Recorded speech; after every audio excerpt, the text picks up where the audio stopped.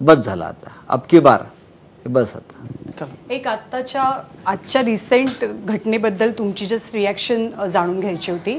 नवनीत राणा ज्या बेसिकली गाजल्या मातोश्री समोरच्या हनुमान चालिसा पठणामुळे, भाजपत गेल्या, उमेदवारी मिळाली, जात प्रमाणपत्र वैधता म्हणजे ते वैध ठरलं त्यांचं जात प्रमाणपत्र, जो वाद गेल्या कित्येक वर्षांपासून पेंडिंग होता.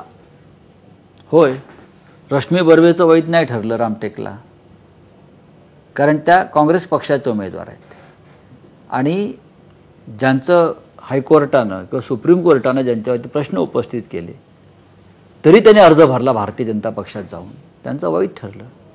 म्हणजे तुम्ही राजकारण किती खालच्या स्तरावर गेलं. रश्मी बर्वे यांनाही हा दिलासा मिळायला हरकत नव्हती. रामटेकचा उमेदवार,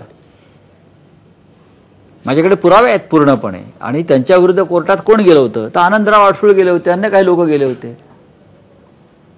पण न्याय व्यवस्था सुद्धा किंवा जो त्यांच्यावर जो दबाव आहे एका विशिष्ट राजकीय गटाचा, हे इथे दिसतंय. आमचे लोक भ्रष्टाचारी असले तरी ते स्वच्छ आहेत. आमच्याकडे आल्यावर आमच्याकडे येणारी जात प्रमाणपत्र ही जरी खोटी असली तरी ते आम्ही वैध करून घेऊ, हा संदेश आहे.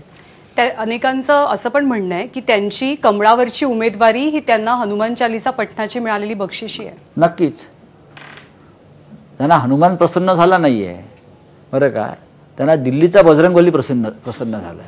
बरं, शेवटचा प्रश्न संजयजी, आता इलेक्शन्स अगदी समोर आहेत, तर तुम्हाला काय वाटतं की तुमचा म्हणजे असा कोणता मुद्दा आहे किंवा कोणते मुद्दे आहेत ज्याच्याकडे बघून